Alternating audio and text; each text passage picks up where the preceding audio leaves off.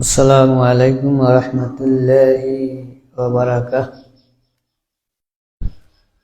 إن الحمد لله نحمده ونستعينه ونستغفره ونؤمن به ونتوكل عليه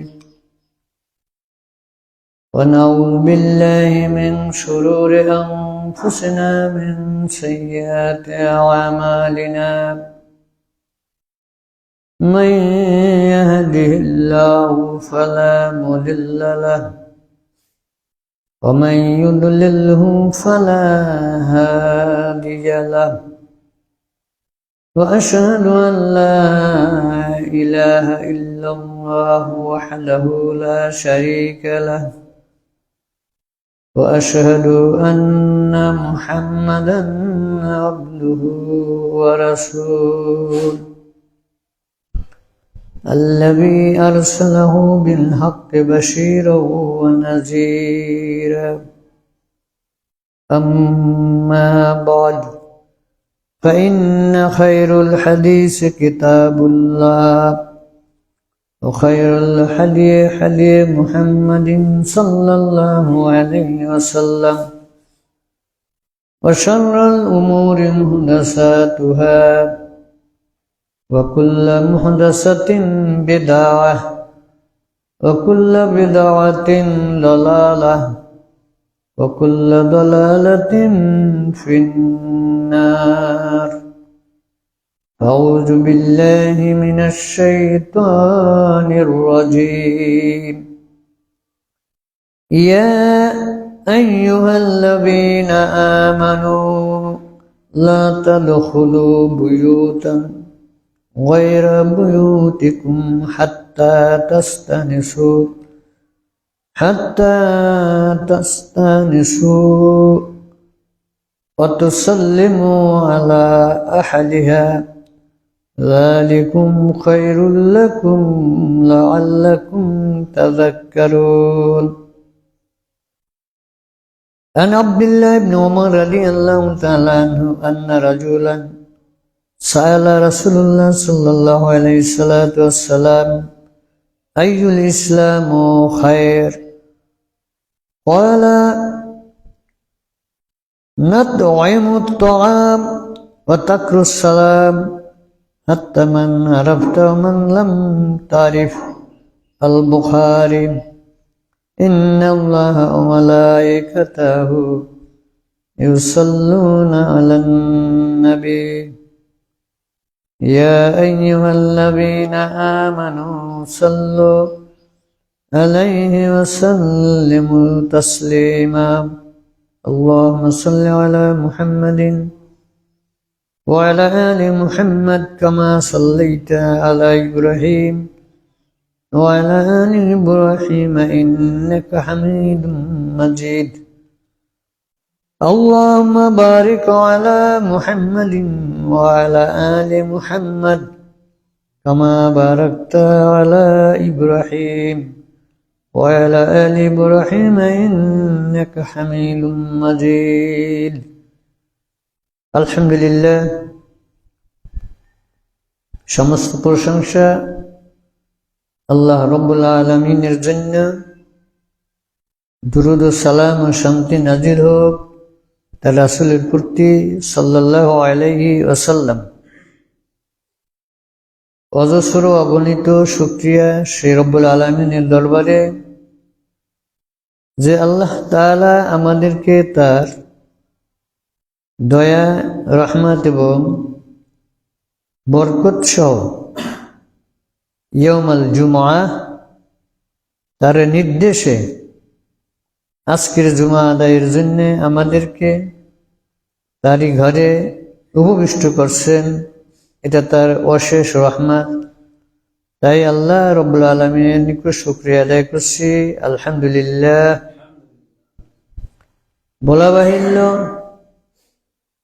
এ দিনের ফজিলত বরকতের জন্য এবং তা হাসিলের জন্য আল্লাহ রাসূল যতটুকু তাগিদ আমাদেরকে দেন সে পড়ছে। আমরা মহান একজন শ্রেষ্ঠ নবী, যার তুলনা অতুলহীন। বিভিন্ন সময়ে নবিয়া অন্যান্য নবীগণ যার উম্মতের জন্য অংশগ্রহণ হইতে পারে সেই জন্য আক্ষেপ করছেন। সেই রাসূলুল্লাহ সাল্লাল্লাহু আলাইহি সাল্লাম আজকে আমাদেরকে যে কোরআন হাদিস এবং তার অনুসরণের জন্য যে প্রশস্তি দিয়ে গেছেন, এটা আমরা একটি ভাগ্যবান এই জন্যেই। সেই নবী যার হাতে থাকবে জান্নাতের কাঠি, যিনি থাকবেন সর্বশ্রেষ্ঠতম, ওই দিন সুপারিশের মালিক। অতএব আমরা তারই শুকরিয়ার্থে এবং আল্লাহ রাব্বুল আলামিন অশেষ কৃপা দয়া মেহেরবানিতে আমাদেরকে তার উম্মতের অন্তর্ভুক্ত করাতে আমরা আরো শুকরিয়া আদায় করছি, আলহামদুলিল্লাহ। উপরে মা বোন যারা আছেন তারা একটু লক্ষ্য করে শুনুন। আজকে আমাদের বিষয়বস্তু হলো সালাম প্রসঙ্গে। সালাম জিনিসটা কি? সালাম একজন আর একজনকে দিতে হয় মুসলিমের ভিতরে, একজন মুসলমানের ভিতর। এর কারণ কি? এর দ্বারা আমরা কি লাভ পাই? বরকত কি? এর দ্বারা আল্লাহ রাসূল কি ফয়সালা দিয়েছেন? কেন এত জোর তাগিদ দিলেন? সালামের উপকারিতা, বরকত সমূহ নিয়ে আজকে আমাদের আলোচনা। তার পূর্বাভাস আপনাদেরকে বলা হলো এই যে যেখানে আছেন উপরে ইনশাল্লাহ তাসবিহ তাহলিলের মধ্যে থাকবেন। যারা প্রথমে আসেন তারা ঢুকে 2 রাকাত সালাত আদায় করে, কেউ কোরআন তেলাওয়াত, কেউ বা দুরূদ, কেউ বা ওখানে কিতাবাদি আছে পড়বেন। দুনিয়াবি যে সমস্ত কথাগুলি ঘর সংসার নিয়ে আমরা বলি করি, এর থেকে একটু দূরে থাকবেন, যাতে করে ওই সমস্ত আলোচনাগুলি আমাদের মসজিদের ভিতরে বিশেষ করে না আসে। আর আসতে পারে এই যে ইসলামের পরিবেশে কোরআন ও হাদিস অনুযায়ী কিভাবে কোন কাজটা করতে হয়, এই প্রসেসে যারা জানা আছে যে সাংসারিকভাবেও আমরা এই কাজগুলি শরীয়ত অনুযায়ী কিভাবে করব, তা যদি আপনাদের ভিতরে কেউ জানা থাকে তাহলে তাদের থেকে জেনে ওই সমস্ত কথা বলা যায়। কিন্তু ইহা ছাড়া আউট কোনো কথা, বিভিন্ন কথা, গল্প গুজব, কলহাল, এগুলি থেকে একবারে নিস্তব্ধ নীরব থাকবেন। তাইলে আল্লাহ রব্বুল আলামিন আপনাদের প্রতি দয়া রহমত নাজিল করবেন। আর সালাতের জন্য, নামাজের জন্য আপনাদেরকে গত সপ্তাহে আমাদের শায়েখ যেভাবে একটা ট্রেনিং আপনাদেরকে যেভাবে শিক্ষা দিয়েছিল, ওটা একটু খেয়াল রাখবেন। সালাতে দাঁড়ানোর সাথে সাথে পায়ের গোড়ালি, বিশেষ করে জামাতের সাথে আর কি, ওই সময় আপনার ডান পাশ বাম পাশে পায়ের সাথে মিলিয়ে দাঁড়াবেন। কেউ আবার এই ধারণা মনে করবেন না যে মাঝে একটা শিশু লোক, অল্প বয়স্ক একটা লোক দাঁড়ানো, ওর পায়ের সাথে পা মিলাবো, এটা একটা মানহানি হয়, এ ধরনের কিন্তু কিছু মনে করা যাবে না। যেহেতু আল্লাহ রাসূল তিনি নিজেই বলছেন ছেলেবান শিশু প্রত্যেকের একই হক, একই প্রশস্ত, একই আইন, অন্তত কমপক্ষে সালাতের মধ্যে। কাজে কার পা কার সাথে লাগলে কেউ ঘৃণা চোখে অথবা অন্য মানুষকে দুশ্মনী চোখে কেউ দেখবেন না। আল্লাহ রাসূল ঘোষণা করেন যাদের মাঝখানে ফাঁক থাকে, পা মিলায় না, তাদের ওখান দিয়ে শয়তান আসা যাওয়া করে। সালাতের মধ্যে আপনার শয়তান যোগ হয়ে যায় এবং আপনার থেকে রহমত চলে যায়। ততদিন পর্যন্ত কল্যাণ রহমত থাকবে যতদিন আপনার পায়ে মিলে দাঁড়াবেন সালাতের মধ্যে। অতএব আমরা এই জিনিসগুলি একটু খেয়াল করে থাকি, যাতে করে আমাদের এই ভুল ত্রুটিটা যেন না হয়। আরেকটি কথা হলো, যারা শিশু আপনাদের সামনে যারা আছে, ওই শিশুদেরকে অন্তত ওরা যেভাবে চলতেছে চলুক, কিন্তু তাদেরকে ধমক দিবেন না, কাউকে মারবেন না। সামন দিয়ে হাঁটুক, কিন্তু তাতে আপনাদের নামাজের কোনো ক্ষতি নাই। কেউ মনে এইভাবে দোষ নেবেন না যে এত শিশুটা আমার সামন দিয়ে হাঁটছে, সালাত আদায় করতেছি, কেন আসলো, ওটা মনে করবেন না। রাসূল সাল্লাল্লাহু আলাইহি ওয়াসাল্লাম একদিন সালাতের শেষে দেখেন যে আজকে মসজিদের মধ্যে কোনো শিশুদের কোলাহল নাই, কথাবার্তা নাই। এমন টাইমে পিছনে এসে বললেন, হে মুসলিম সমাজ, রহমত কি চলে গেল, কল্যাণ কি চলে গেল, ধ্বংস কি চলে আসলো? কারণ একজন জিজ্ঞাসা নিয়ে রাসূলুল্লাহ কথা কেন বলেন? তখন বলেন, আজকে কেন শিশুদের কোনো কোলাহল কথাবার্তা শোনা যায় না? তখন আরেকজন বললেন, যেও না, একজন বাধা দেওয়ার কারণে তারা চলে গেছে। আল্লাহ রাসূল তখন খুব রাগ করে বললেন, খবরদার, কখনো শিশুদেরকে তোমরা মসজিদ থেকে তাড়াবে না, তাদের সাথে রাখবে, তাদেরকে তোমার সঙ্গে আনবে। একবার যদি আল্লাহ রাব্বুল আলামিন আল্লাহ নামটা বলা হয়, যার সাথে আইসে, যার সাথে মসজিদে আসছে, মা হোক, বাবা হোক, আর একজন ভাই হোক, পরিপূর্ণ সবটা তার আমল নামে লেখা হয়। তোমাদেরই লাভের জন্য তাদেরকে আনা, অতএব কারণে কখনো তোমরা এইরূপ করবে না। এবং কল্যাণ নাজিল হয় সেখানে যেখানে শিশু আছে, সেখানে যেখানে বৃদ্ধ আছে সেখানে, অতএব তাদেরকে রাগ করা যাবে না। যা হোক, আলহামদুলিল্লাহ, আমি আরেকটা বিষয় এই জানি এখানে, সেটা হইল এই, সালাতের সময় যদি কারো মোবাইল খোলা থাকে, এটা একটু খুব খেয়াল করবেন। যদি কারো মোবাইল খোলা থাকে, হঠাৎ করে ফোন বাজে উঠলো, সাথে সাথে এক হাত দিয়া ফোনটা বন্ধ করে দিবেন। অনেকে দেখা যায় যে নামাজ ছেড়ে অথবা হাত নাড়াইয়া আবার কাজ করব না, এটা না। আপনার সামনে আছে যতটুকু লাগর পান, এর মধ্যে থেকে মোবাইলটা বন্ধ করে দিবেন, যাতে যেন না বাজে। এদিকে একটু লক্ষ্য করবেন। যাক, আলহামদুলিল্লাহ, সালাম প্রসঙ্গে আল্লাহ রাব্বুল আলামিন এখানে প্রথমেই বলছেন কোরআনে আয়াত সমূহ, ইয়া আইয়ুহাল্লাযীনা আমানু লা তাদখুলু বুয়ুতান গায়রা বুয়ুতিকুম। সর্বপ্রথমে এই কথা তিনি এখানে ঘোষণা দেন, যদি তোমরা কোনো বাড়িতে অথবা নিজ ঘরেও ঢোকো, অথবা অন্যত্র কোনো তোমরা ঘরে ঢোকো, ওই সময় জন্য তোমরা ঢুকতে পারবে না, গায়রা বুয়ুতিকুম, যদি ওই ঘরের ভিতরে কোনো লোকের সাড়া না পাও, কিন্তু এবং তাদের অনুমতি না পাও। তাইলে আরেকটা হইল যে, যদি হাত্তা, যে পর্যন্ত অত সাল্লিম আলা আলিয়া, সালাম না দাও এবং সালামের জবাব না আসে, তাদের ঘর থেকে যদি অনুমতি না আসে, সালামের জবাব না আসে, তাইলে তোমরা ওই ঘরে ঢুকো না। যালিকুম খায়রুল লাকুম, এটা হবে তোমাদের জন্য অতি উত্তম। লাআল্লাকুম তাযাক্কারুন, উপদেশগুলি তোমরা গ্রহণ করো। আমরা জানি আল্লাহ রাসূল সাল্লাল্লাহু আলাইহি সাল্লাম মেরাজে গেলেন। যখন তিনি মেরাজে গেলেন, হাদিস দেখা যায় আল্লাহ নিজে রাসূল সাল্লাল্লাহু আলাইহি সাল্লামকে সালাম প্রদান করলেন, আসসালামু আলাইকা আইয়ুহান নবী। অনেকে মেহমানদারি করে, কারো বাড়িতে গেলে কিছু মিষ্টি বা অন্য কিছু আপ্যায়ন করে, সে বাড়িতে ঢোকে, কিছু নিয়ে যায়। আল্লাহ রাসূলকে সম্বোধন করলেন, আপনি কি নিয়ে আসছেন? আত-তাহিয়াতু লিল্লাহি ওয়াস-সালাতু ওয়াত-তাইয়্যিবা।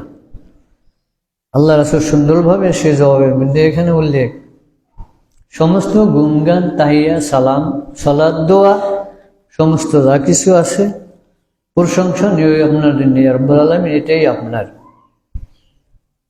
আল্লাহ রাসূল প্রত্যুত্তরে শুধুমাত্র সমস্ত মুমিনের নিজের ইবাদতের অংশ, ইবাদতগুলি প্রশংসনীয় সমস্ত দরুদ সালাম পৌঁছাইলেন, কিন্তু আল্লাহ নিজে তার পক্ষ থেকে রাসূল প্রত্যুত্তরে, আসসালামু আলাইকা আইয়ুহান নবী, হে নবী, আমার সালাম, আমার শান্তি বর্ষিত হোক আপনার প্রতি।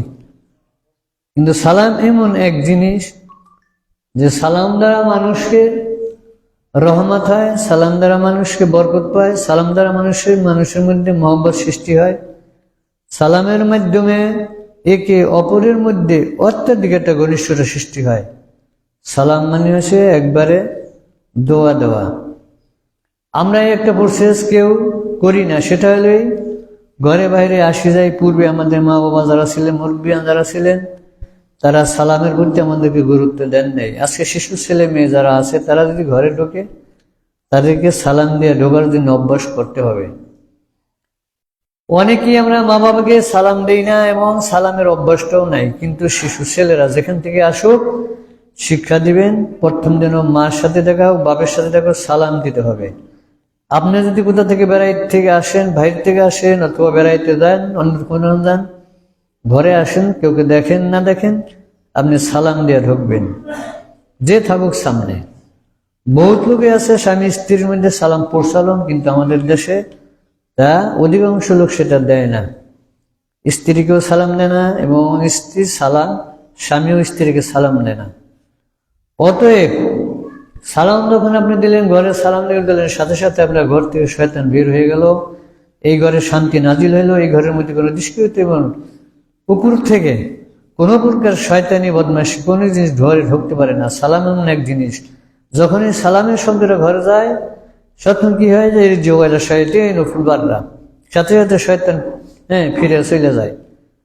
অতএব সালামের দিন প্রত্যেককে সালামের অভ্যাসটা এটা করতেই হবে।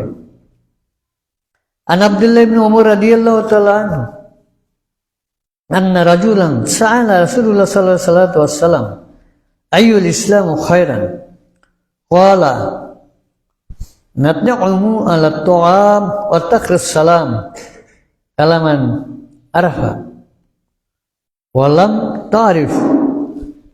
আল্লাহ রাসূল এই সম্পর্কে যা বলছেন তার থেকে আব্দুল্লাহ ইবনে ওমর রাদিয়াল্লাহু তাআলা আনহু তিনি ঘোষণা করেন, এক ব্যক্তি রাসূল সাল্লাল্লাহু আলাইহি ওয়াসাল্লামের নিকট জিজ্ঞাসা করলো, আন্না রাজুলান সাআলা রাসূলুল্লাহ সাল্লাম, এক ব্যক্তি আয়েশা প্রশ্ন করলো আল্লাহ রাসূলের নিকট, ইয়া রাসূলুল্লাহ আইয়ুল ইসলাম ও খায়রান, ইসলামের মধ্যে সর্ব উৎকৃষ্ট উত্তম জিনিস কি? এই কথা তিনি জিজ্ঞেস করলেন। রাসূল সাল্লাল্লাহু আলাইহি ওয়াসাল্লাম প্রথম বললেন, ক্বালা তা'আতুমুত তুআম ওয়া তাকরাস সালাম। সর্বপ্রথম তিনি বললেন, অনাহারীকে খানা দান করো, অভুক্তকে যে নাকি অনাহার আছে তাকে খানা দান করো। দ্বিতীয় প্রসেসে বলেন, সাথে সাথে তিনি বলেন ওয়া তাকরাস সালাম, এবং সালাম প্রদান করো। কিন্তু সালাম প্রদান করো এইভাবে, আলামান আরাফতা ওমান লাম তারিফ, সালাম দাও এইভাবে যে সালাম তুমি চিনো তাকে দাও, লাম তারিফু, এবং যাকে চিনো না তাকেও দাও। কিন্তু সালাম এভাবে দিও না যেভাবে তোমার পরিচিত লোক আসে তাকে দিতে হবে, কিন্তু পরিচিত লোক না হলে তাকে সালাম দেওয়া যাবে না। এইভাবে কোনো সালাম কিন্তু তুমি দিও না, অথবা এইভাবে সালামের প্রসেস না। অতএব সালাম দিবে চিনা অচিনা পরিচিত যাকে দেখো তাকেই সালাম দিতে হবে। সালামের এমন একটি গুরুত্বপূর্ণ দোয়া যা সালাম ব্যতীত এই দোয়াটা কখনো এটা মিলে না এবং পাওয়া যায় না। অতএব কারণে সালাম আমাদের অবধারিত, চিনা অচিনা সবাইকে সালাম দিতে হবে। ওয়াকালাহু তাআলা ইজা হাইতুম বিতাহিয়াতিন ফাহাইয়ু বিআহসানা মিনহা রুদ্দুহা আন কানা আলা কুল্লি শাই হাসিবা। এখানে একটি কথা, সালামের পূর্বক্ষণে যদি তোমরা কারোর সাথে কথা বলো, সদাচরণ করো, ভিতর থেকে যদি কোনো সদাচরণ আসে তুমি সদাচরণ করো, যদিও সদা আচরণ না আসে তবুও তুমি কি করো, তাদের দয়াপূর্ণ কথা দ্বারা তাদেরকে শান্তি দাও। কিন্তু তুমি অবিচারক কোনো কাজ, কোনো কথা অশ্লীল তুমি তা প্রয়োগ করো না। তাই যদিও কোনো কথা কারো সালাম বা কোনো সদাচরণ ভালো লাগে না, তবু তুমি ভালোভাবে করো। আন আবি হুরায়রা রাদিয়াল্লাহু তাআলা আনহু ক্বালা ক্বালা রাসূলুল্লাহ সাল্লাল্লাহু আলাইহি ওয়াসাল্লাম লিল মুমিন আলাল মুমিনিন। আবু হুরায়রা রাদিয়াল্লাহু তাআলা আনহু থেকে বর্ণিত, রাসূলুল্লাহ সাল্লাল্লাহু আলাইহি বলেন, সর্বপ্রথম তোমরা আল্লাহর প্রতি ঈমান আনো এবং মুমিন হও। এখানে বিশেষ একটা কথা হইল, সর্বপ্রথম তোমরা ঈমান আনো এবং মুমিন হও। আজকে আমরা যথাসময় দাঁড়াই যাই, লোক আসুক না আসুক। তাহলে তুমি ঈমান আনো এবং মুমিন হও, কথাটার অর্থটা কি? ঈমান আনো এবং মুমিন হও, প্রথম হলো ঈমান আনো, তারপর তুমি মুমিন হইতে চেষ্টা করো, মুমিন হও। তাইলে মুমিন জিনিসটা কি? মুমিন জিনিসটা হইল এমন এক জিনিস, ঈমান আনার পর ঈমানের যে প্রসেসগুলো, শাখা প্রশাখা এবং ঈমানের যে দায়িত্ব কাজগুলো যদি করো, তাইলে সর্বক্ষণ তুমি হবে মুমিন। যদি এই কাজ না করো, তাহলে মুমিন থাকে না। আর যদি তুমি মুমিনই হয়ে যাও, তাহলে তোমার প্রতি প্রত্যেক দিনে দিনে 6টা আইন, 6টা সুন্নাহ, 6টা হক আর এক মুসলমানের প্রতি তোমার অর্পিত হয়ে যায়। হ্যাঁ, লিল মুমিনু সিত্তু খিসাল ইয়াউদু ইলা মারাদ। এই 6টা শর্ত যখন তোমার প্রতি নাজিল হয়, সেটা কি হলো? সর্বপ্রথম, এক, যদি কোনো ব্যক্তি অসুস্থ হয়ে পড়ে, তোমার আত্মীয় হোক, তোমার পড়শি হোক, তোমার জেরা হোক, যে হোক, তাকে তুমি দেখাশোনা করো এবং তার প্রতি তুমি তদারক করো এবং তার যা প্রয়োজন তা করো। তাকে করবো কিভাবে? ইয়াউদ ইলা মারাদ, তাকে দেখাশোনার জন্য ওষুধ লাগুক, বড়ি লাগুক, খানা লাগুক এবং তাকে শুশ্রূষা লাগুক, সর্বদিক দিয়ে তাকে দেখো। এই প্রসঙ্গে আল্লাহ রাসূল ঘোষণা দেন যে কি, সকালবেলা যদি কোনো এক ব্যক্তি, একজন লোক অসুস্থ তাকে দেখতে আসে, সকালবেলা যদি কোনো একটা লোক অসুস্থ তাকে দেখতে আসে, অতএব দেখার পরে অন্তত যা কিছু পারলো করলো, নাও যদি করে তবুও আল্লাহ রাসূল এখানে বলেন আপনার জন্য উপকার কি? সেটা হইলে সকালে আপনার পিছনে ৭০,০০০ মালায়েকা ও মাগফিরাতুহু, ৭০,০০০ ফেরেশতা আপনার জন্য দোয়া করতে শুরু করে সারাদিন। যখনই একটা অসুস্থ লোক, বিমারি লোক সকালবেলা আপনি দেখতে আসলেন, এর সাথে আল্লাহ পাঠিয়ে দিলেন আপনার প্রতি ৭০,০০০ ফেরেশতা, মালায়েকা, যারা কি করে? আপনার জন্য সারাদিন মাগফিরাত কামনা করে এবং দোয়া করে, আল্লাহ এই ব্যক্তিকে তুমি ক্ষমা করো, এই ব্যক্তিকে তুমি প্রতি সহনশীল হও। কিন্তু এই যে দোয়াটা আপনি পেলেন সন্ধ্যা পর্যন্ত, এত বড় একটা লাভ শুধু একবার দেখার জন্যে। যদি কেউ সন্ধ্যায় আসে, তাহলে সারা রাত ভরে ৭০,০০০ ফেরেশতা তার জন্য দোয়া করে। তাইলে এই যে দোয়াটা পাওয়া, একটা প্রথম হলো তার প্রতি আপনি সহনশীল হলেন, পড়শি পাড়াপড়শি আত্মীয় স্বজন যে হোক তাকে দেখাশোনা হলো, সওয়াবের কাজ হলো। হ্যাঁ, তার প্রতি আমার যে দায়িত্ব ছিল, দায়িত্বটাও এটা পালন হইলো। এরপরে আল্লাহ রাব্বুল আলামিন থেকে ৭০,০০০ ফেরেশতার দোয়া হলো। যেখানে ৭০,০০০ ফেরেশতার দোয়া করে, সেখানে কি আল্লাহ আপনাকে মাফ করে না? মাগফিরাতুহু, অবশ্যই, মা তাকাদ্দামা লিযামবিহি ফাগাফারা লাহু বিহি। আল্লাহ রাব্বুল আলামিন ঘোষণা দেন যে ওই ব্যক্তি যার জন্য দোয়া করা হলো, তার পিছনের সমস্ত গুনাহগুলি আমি রব্বুল আলামিন মাফ করে দিলাম। সুবহানাল্লাহ। তাহলে কতবার ছিল? এরপরে দেখেন, ইরমাতা, আর যদি কি মৃত্যু হয়ে যায়, তাইলে ইয়াহাবুহু ইলা দুআহ, আর যদি কেউ মৃত্যু হয় তার দোয়া কি জানাজা। যদি কোনো ব্যক্তি শোনা যায় যে মৃত্যু হয়েছে, তাহলে তার জানাজায় যেতে হবে। এক, যে অসুস্থ হয়েছে তাকে দেখতে যেতে হবে। অসুস্থর পর মানুষ যদি আল্লাহ নিয়ে যায়, তাইলে তাকে দাফান কাফানে জানাজায় তার যাইতে হবে। আমরা প্রত্যেকে এটা অবগত আছি, হাদিসটা সহিহ সূত্রেই, যখন কোনো ব্যক্তি জানাজায় শরীক হয়, তাইলে আল্লাহ রাসূল বলেন যে তার জন্যে কি 1 কেরাত সওয়াব আল্লাহ রাব্বুল আলামিন দান করেন।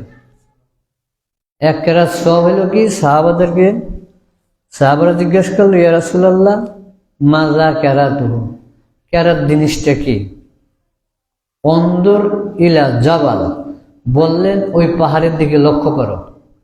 পাহাড়টা কি? পাহাড়টা ছিল উহুদ পাহাড়।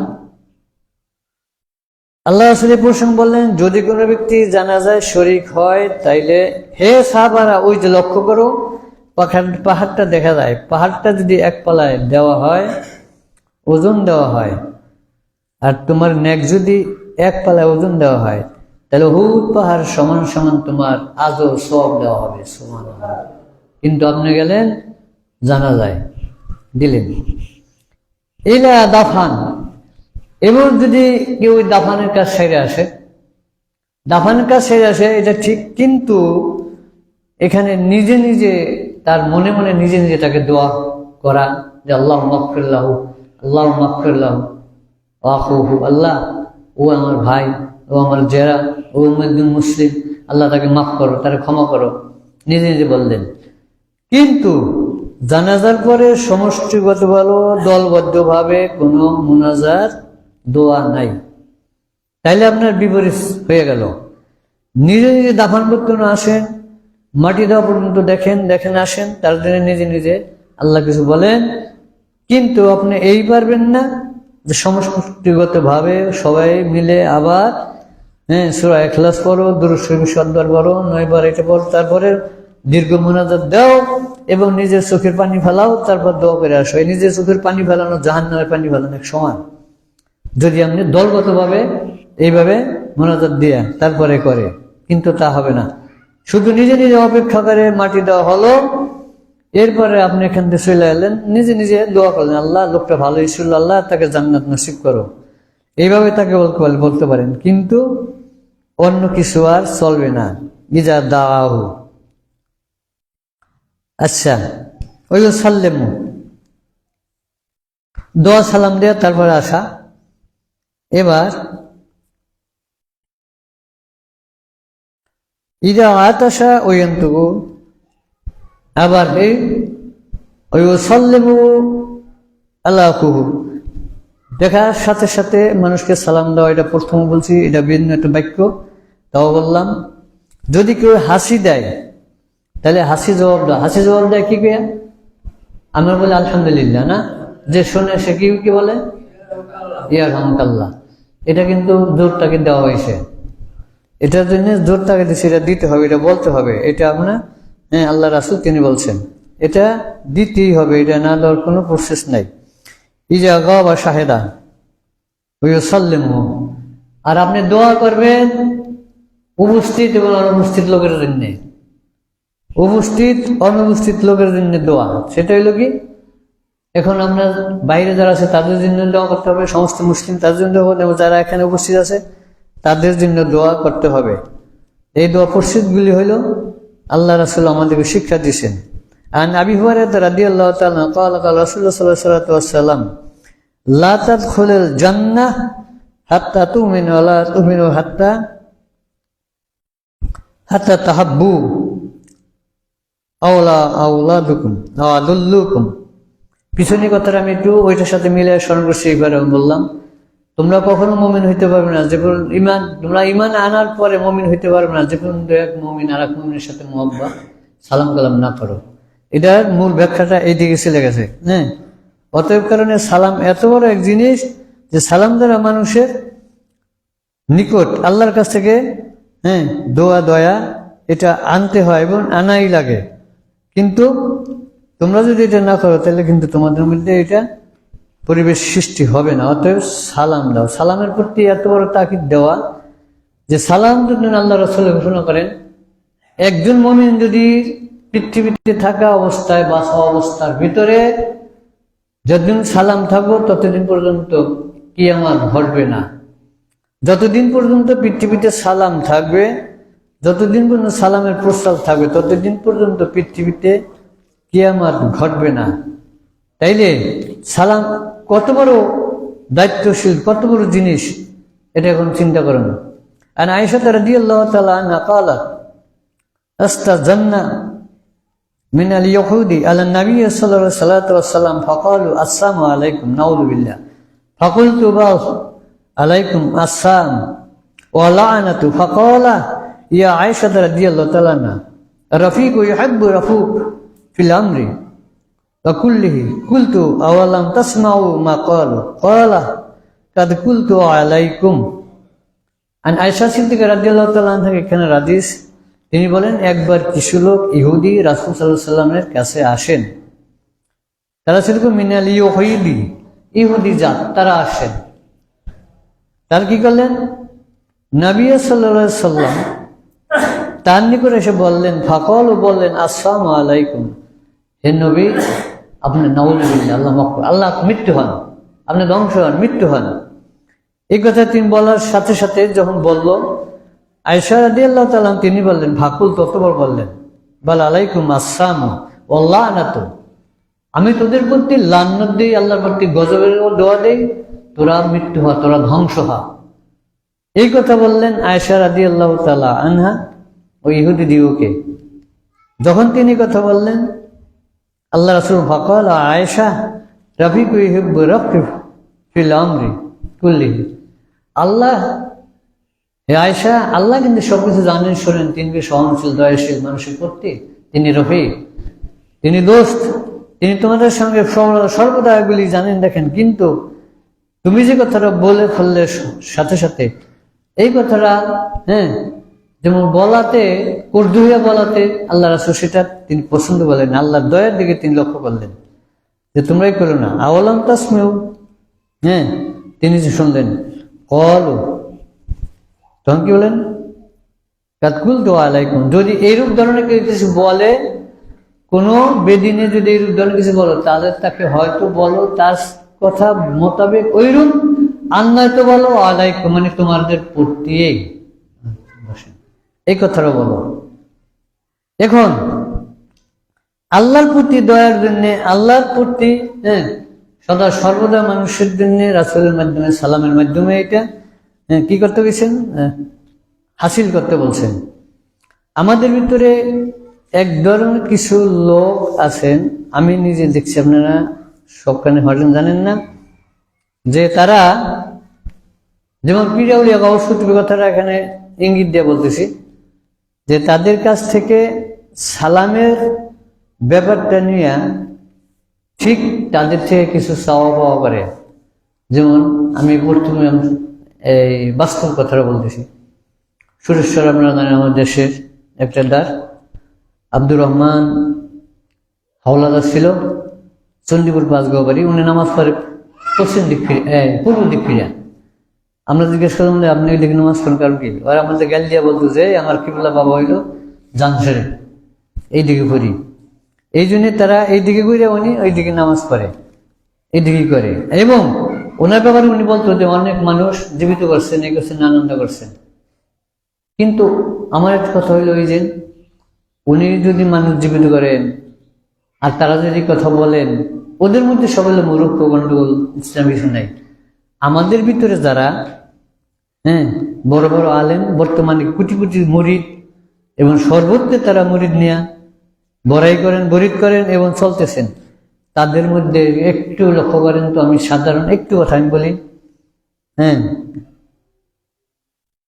সামবেদ তাবরাজি কথাটা একটু লক্ষ্য করেন তো, কি বলতেছি, ইয়াদে খোদা বেদে মারেফাত, বা বেদে মারেফাত ইয়াদে খোদা, বইটার নাম লেখক চরমনের বড় পীর সাহেব। দেখেন, তাবরাজি একজন ওলি বিশিষ্ট। তিনি রোম শহর যাইতেছিলেন। কথা প্রসঙ্গে এলো, সালাম প্রসঙ্গে যে ওই সুশেরা সালাম দেয় দরগায়, বাবার নাম লইয়া, এই প্রসঙ্গে বললাম যে ওনা বললে তো আমরা একটু দোষ মনে করি, ওরা জানে না, তার তো বেশি দোষের কি। কিন্তু যারা জানে এইরূপ ধরনের, তারা কিভাবে কথাটা বললো। কিতাবটা এমন নাম করলে কি কইছি, ইয়া দেখো দা বেদে মারফাত, বেদে মারেফাত ইয়া দেখো দা 15 এবং 16 পৃষ্ঠা এখন নিয়ে পড়েন। তাবরাজি ওলির নাম। যাইতেছেন কোথায়? রোম শহর পরিদর্শনে। যখন যাইতেছেন রাস্তা দিয়ে হঠাৎ দেখলেন একজন লোক উচ্চ স্বরে করুণ কাঁদতে আছে, লাশ সামনে নিয়ে। অবকাশে একটা ছেলে লাশ সামনে নিয়ে কাঁদতেছেন। তাবরাজি সাহেব যখন বললেন, বাবা তুমি কাঁদো কেন, আর তোমার সামনে এই লাশটা এ কে? উনি বলল, কিছুদিন আগে আমার একটা ছেলে অসুস্থ হয়ে মারা গেলেন, কিন্তু আমি হইলাম অন্ধ। ওই লোকটা ছিল অন্ধ যখন মারা গেল। এরপর ছিল এই যে মৃত্যু এখন হইল, এটা ছিল আমার নাতি, মেয়ের ঘরে একটা নাতি। এর ছিল আমার পালে ছিল একটা গাভী। এই গাভীটা লালন পালন করে দুধ বিক্রি করে। আমি অন্ধ, আমাকে খাওয়ান টাউন দিত এবং আমাকে তদবির চালাফি করত। কিন্তু হঠাৎ করে আজকে আমার নাতিরা মারা গেছে, এখন তো আমি অন্ধ, এখন আমার উপায় কি? ঘটনাটা একটু মনে রেখেন তো, সত্য মিথ্যা একটু যাচাই করেন তো, যদি কোনো সঙ্গে কথা হয়। বেয়া দেখো যায় ইয়াদে মারেফাত 15 এবং 16 পৃষ্ঠা। তাবরানি হিসাবের নাম। রোম শহর রওনা করলো। লাশের সামনে নিয়ে যখন এই কথা বললো, বিদ্যা যখন কাঁদতেছিল, জিজ্ঞেস করলো কান্দেন কেন? যেমন নাতিরা মারা গেছে, কিছুদিন আগে আমার ছেলে মারা গেল, এই নাতিরা আমার তদবির তারাফি খাওয়ানো হন দিত, এখন নাতিও নেই, এখন আমি কি করবো? সাথে সাথে তিনি রাগ করলেন আল্লাহর সাথে, নাউযুবিল্লাহ মিন যালিক। কি? এই ছেলে ওঠো, আমার হুকুমে ওঠো। ছেলেটা টপ করে উঠে দাঁড়িয়ে গেল। লেখাটা কিন্তু একবারে বর্তমান আমাদের উপস্থিত ক্ষেত্রে বাংলাদেশের মধ্যে শ্রেষ্ঠতম পীর, যারা নাকি চর্ম নাই। কিতাবের নাম বেয়াদে মারফাত ইয়াদে খোদা। উঠে গেল। যখন তিনি উঠলো, মানুষ হয়েছে দূরের থেকে অনেক লোক চলে এলো। ছেলেকে যে তুই কিভাবে উঠলি রে, তুই না মৃত্যু হয়ে গেছে? উনি বললো আমাকে আল্লাহর ওলি তাবরানি, উনি তারপরে উনি আমাকে জীবিত করছেন। উনি জীবিত করছেন। এই শুনতে শুনতে বাদশার কানে চলে গেল। বাদশাহ তখন দেখতে এলেন, খবর দিয়ে আনলেন। তারপরে আল্লাহর ওলি তুমি এখানে আসো, তাকে ডাক দিলেন। দেওয়ার পর বলল যে লোকটা কার হুকুমে আপনি কিভাবে জীবিত করলেন? কার হুকুম? আমার হুকুমে ওইটা সারতে হবে না, আমার হুকুমে উঠতে। কেন গা এই কথাটা কেন বলেন? আল্লাহকে যোগ করলেন না? আল্লাহকে যোগ করবো কি আবার? যে আলেমন একটা কাজ করতে পারে। অন্ধ লোকটা কিছুদিন আগে তার ছেলে মারা গেছে, বর্তমানে ছিল একটা নাতি, নাতিরা তার থেকে নিয়ে গেল। এই অন্ধ লোকটা খাওয়ান দাওয়ান করছে কি? আল্লাহ নাউযুবিল্লাহ, আল্লাহর কি আন্দাজ নাই? এইভাবে বাক্যটা লেখা শরীর পরিষ্কার। আল্লাহর কি আন্দাজ নাই? তারপর আল্লাহর কাছে জিজ্ঞেস করে ওরা আমার জীবিত করতে হইব? নাউযুবিল্লাহ। তাই উঠেইলেন। দেখেন হইল কি? উনি বললেন, বাদশাহ বললেন, শরীয়ত সম্মত কারণে আপনাকে আমার একটা কাজ করতে হয়। কি?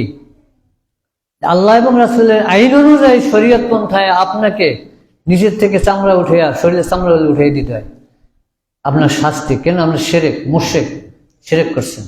এখন আপনাকে আল্লাহর প্রতি আপনার দয়া পূর্ণ বিবেচনা এখন আপনি আনেন না। কথা বলার সাথে সাথে উনি বললো কি তাই নাকি? যে আচ্ছা ঠিক আছে। উনি বাদশার সামনে যাইয়া 2 হাত পায়ের নিচে দিয়া বুড়ো আঙুলের থেকে চামড়া দিয়ে টপ করে উঠে উঠে গেলেন, সিজা টাইনে উঠে গেলেন। উঠে তার সামনে দিয়া উনি চলে গেলেন। দেখেন চলে গেল কই? তাড়াতাড়ি এক জঙ্গলে গেলেন। জঙ্গলে এখানে আল্লাহর নাম রয়েছে, তসবিহ তাহলিল করতেছে। যখন তসবিহ তাহলিল করতেছে, হঠাৎ করে তার শরীরের মধ্যে রৌদ্রের তাপ আসলো, এর মধ্যে খুব যন্ত্রণা শরীর। তখন বলল, সূর্য একই আমি কষ্ট পাইতেছি, আর তুই সূর্যের তাপ দিয়ে আমার শরীরে কষ্ট দিতেছ, তোর কি দয়া নাই? তুই আমার কষ্ট দিবি? আমার থেকে কষ্ট উঠে না। সূর্য তার থেকে কষ্ট উঠে কিভাবে নিব? সূর্য কি করলো? সাথে সাথে ডুবে গেল।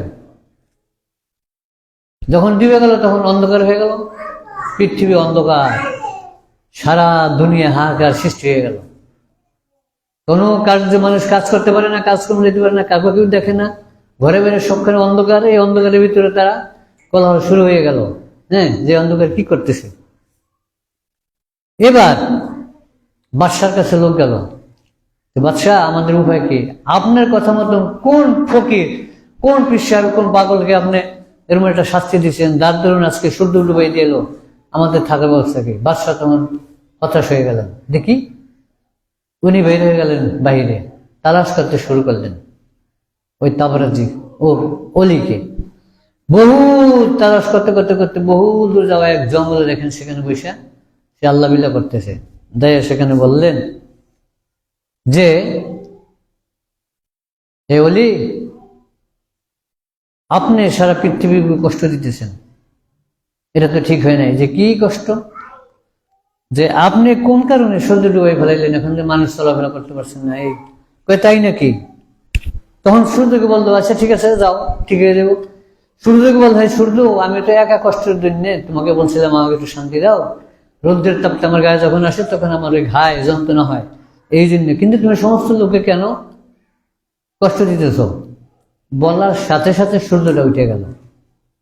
এই সূর্য উঠলো তো উঠলই। এটা যদি মনে করেন একজন শরীয়ত সম্মত, হ্যাঁ, এই কাজটা হইতে পারে, তাইলে আল্লাহর দয়া, আল্লাহর রহমত কিভাবে আমরা সেখানে পাইতে পারি এবং এটা কি রূপ ধরন হয়। সাধারণ বাজে আমরা যেখানে বলি কোদালপুরি, সুরেশ্বরী, মাঝবান্ধারি যারা আছে তাদের তো এমনি ব্যবসায়ীতে এইভাবেই নেই, কিন্তু এটা তো তারা না, তাদের তো লক্ষ কোটি সরিয়া, হ্যাঁ, সরিয়া। উড়িয়ে পৃষ্ঠের নিচে লেখেন, কোন লোক যদি নিজে আল্লাহ মানে এবং আল্লাহকে যদি গালিগালাজ অন্য কথা বলে, তাতে কোনো দোষ নাই, নাউজুবিল্লাহ। কেন দোষ নাই? সে আল্লাহর ভিতর ঢুকে যায়, মাসুক হয়ে যায়, আশেক মাসুক জড়িত হয়ে এক পয়েন্টে চলে যায়। যখন তার সাথে মিলা যায় তখন বলতে পারে। যেমন উদাহরণ দিচ্ছেন, ছোট্ট শিশু যদি মা বাবার কোলে ওঠার পরে দাঁড়ি কামড় দেয় অথবা থাপ্পড় দেয়, তাহলে থাপ্পড় দিলে সেখানে তাকে কিছু বলে না, হ্যাঁ, কেন?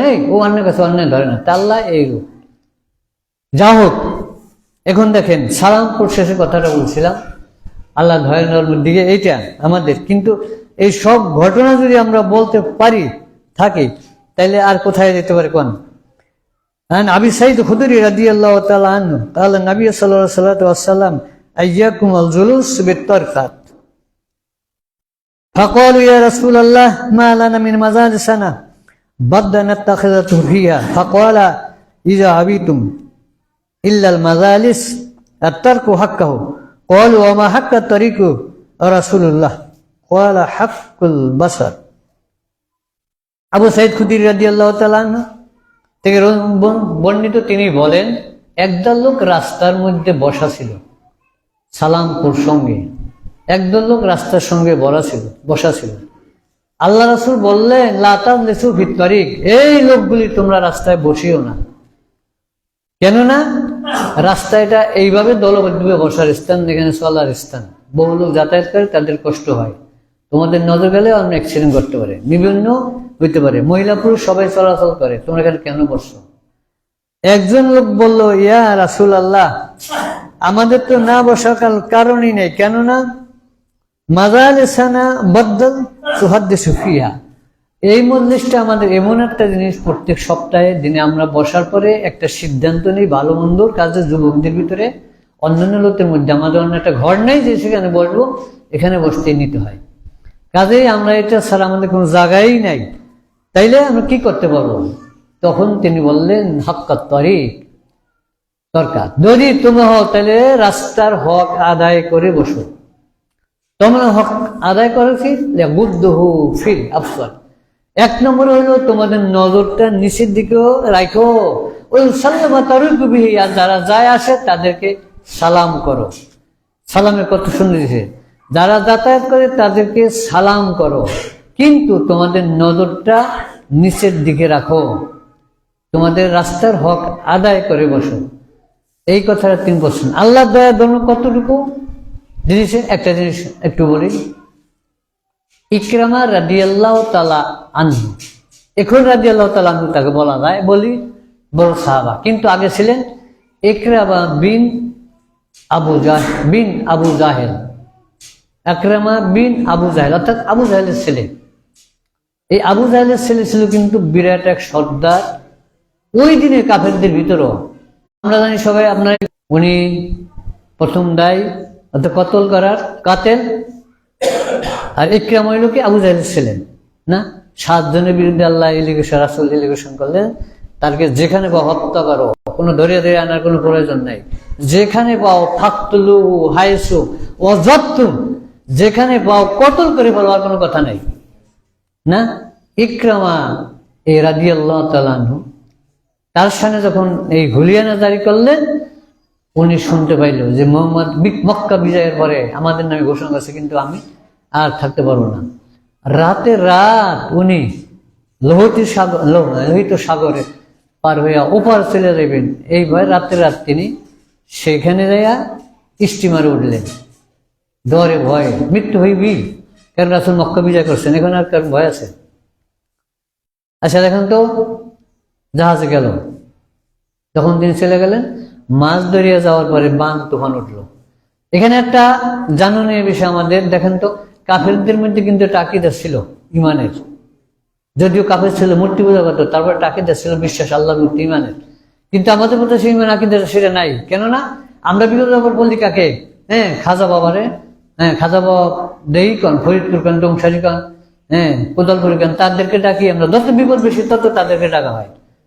আর ওই সময় ওনারা যদি বিপদে পড়তো তাহলে কিন্তু কেউরই ডাকতো না আল্লাহ ছাড়া, মনে মনে আল্লাহকে ডাকতো, কেন ওরা জানে যে আল্লাহ একজন আছে। ইকরামা রাদিয়াল্লাহু তাআলা আনহু ওই লঞ্চের মধ্যে থাকে, তখন হঠাৎ করে যে তুফান, তখন বললো, আল্লাহ তুমি আমাকে বাঁচাও, জানি তুমি একজন, ভেবে না যদি বাঁচতে পারি।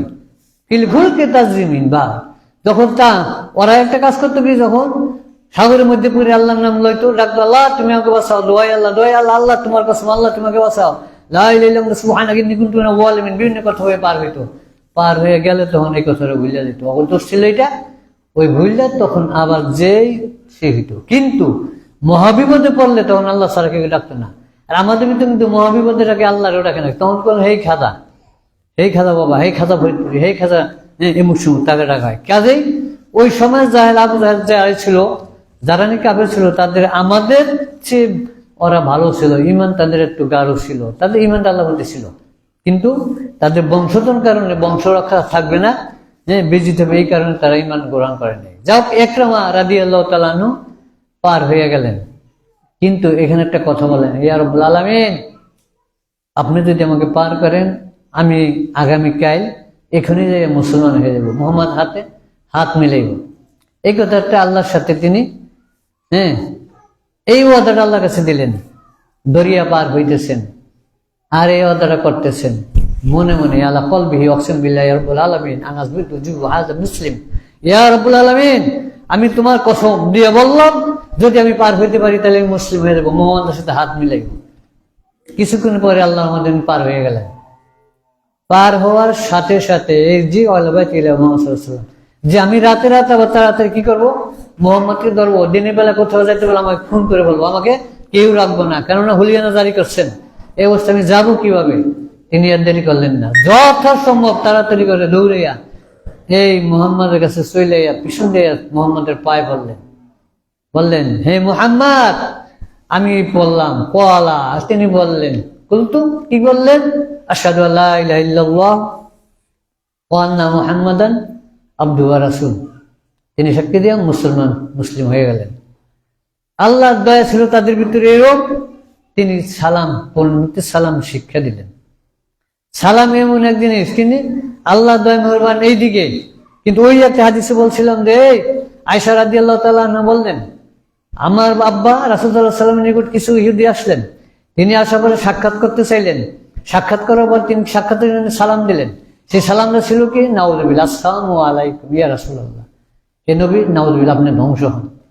আমি পরক্ষণে বললাম ফাকুলতু, অথবা তিনি বললেন আসসামু ইয়াহুদি ওয়া লানাতু বিহি আল্লাহ, তোরা শুধু ধ্বংস হস না, তোদের প্রতি আল্লাহর বড় লানত এই মুহূর্তে নাজিল হোক। আমি এই কথা বললাম। তাসমাউ রাসূলুল্লাহ সাল্লাল্লাহু আলাইহি ওয়াসাল্লাম, রাসূল যখন শুনতে পাইলেন, তিনি বললেন ইয়া আয়েশা রাদিয়াল্লাহু তাআলা আনহা, হে আয়েশা তুমি কি বললা? হুয়া রাফিকু বিহি আর রফকি, কিন্তু আল্লাহ তো রফিক, দয়াশীল, সহনশীল, দয়াময়। হ্যাঁ, তুমি এত বড় জোর এই কথাটা কেন বললা? কিন্তু আল্লাহ দয়াশীল, তুমি তাদের জন্য দোয়া করো, হ্যাঁ, সালাম পূর্ণ দোয়া করো, কিন্তু ওইটা না। যদি এমন কোন লোক বলে ফেলায় কারোর জন্য, কোনো ইহুদি, কোনো খ্রিস্টান, যে কোনো জাতি, তাইলে তাকে বলো ও আলাইকা, কিন্তু আর বললো না ও আলাইকা, অথবা তদ্রুপ যে কথাটা বলছে ওই কথাটাই বলো। যেমন অনেক হিন্দুরই আদাব বলে না মুসলমানদের, আপনি বলেন আদাব, কোনো দোষ নেই, কিন্তু ওয়ালাইকুম আসসালাম এই কথাটা বলতে পারবেন না। আদাব কইছে, আপনি আদাব বললে নেন। হ্যাঁ, অথবা বলছে আউয়ালুল্লাহ তাকাল্লাম বিহাদাল আদাব, কিন্তু আপনি আগে বলবেন না। যে পর্যন্ত সে আপনাকে কিছু না দেয় সে পর্যন্ত আপনি বলবেন না। হ্যাঁ, এই কথাটা, অতএব কারণে এটা বলে দাও। যাও। আন জাবির রাদিয়াল্লাহু তাআলা আনহু قال قال رسول الله صلى الله عليه وسلم قبل الكلام قبل সালাম বাদাল কালাম, আসসালাম বাদাল কালাম। কিন্তু একটা কথা হলো, যে কোনো লোকের সাথে দেখা হইলে আগে কখনো জিজ্ঞেস করবেন না যে কেমন আছেন। মজলিসে অনেকখানে দেখা যায়, আবার এই উকিল মানুষের আবার কি মনে করে জানেন, একটা কথা মনে রাখবেন, আমরা যখন এজলাসে ঢুকি তখন প্রথম বলি আজকে এই মহামান্বিত এই মিটিংয়ে উপস্থিত আছে বাংলাদেশ ব্যাংকের অফিসার, উপস্থিত আছে আজকে আমাদের শরীয়তুল জেলা আন্দোলনের এমুক, উপস্থিত আছেন এমুক, একে একে করতে করতে দর্শন করে পরে তারপরে কয় আসসালামু আলাইকুম। আমাকে হুজুরও করে, কিন্তু পুরোটা হারাম। হ্যাঁ, কেননা প্রথম দ্বারাই বলেন আসসালামু আলাইকুম, তারপর বলেন যতজন আছে তাদের উপস্থিত করেন। কিন্তু সালাম না দেওয়ার পরে আপনি প্রথম ওগুলো সব গণায় একাত্ম করা, তারপর হ্যাঁ, তারপর দিলেন সালাম। সালাম না দিয়ে কোনো কথাই নাই। এখানে জাবের রাদিয়াল্লাহু তাআলা আনহু বলেন আল্লাহ রাসূল বলছেন, হ্যাঁ, কি করো? আলাইহি আসসালাম, আগে সালাম দাও, কবলা সালাম ও বাদাল কালাম, পরে তুমি কালাম করো, এর আগে কোনো কথাই তুমি বলতে পারবে না, বলো না।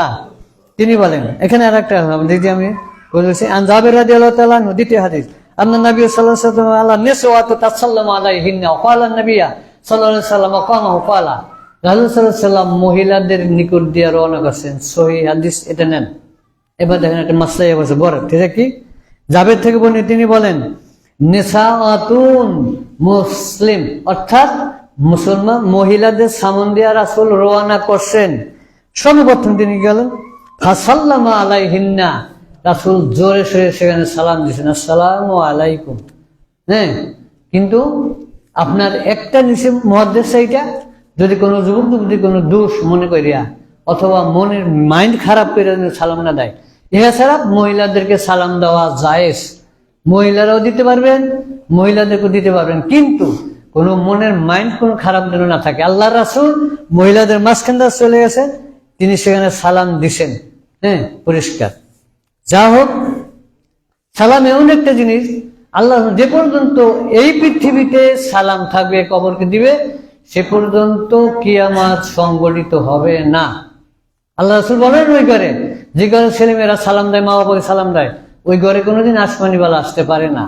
আল্লাহ রাসূল বলেন ওই ঘরে, যে ঘরে কি সালাম দেওয়া হয়, সালাম দিয়ে ঢোকে স্বামী স্ত্রী, স্ত্রী স্বামীকে, এবং ঘরের ছেলে মেয়ে মা বাবাকে, মা বাবা সালাম দেখে ওইভাবে, ওই ঘরে কোনো সময় অশান্তি পুরো হইতে পারে না।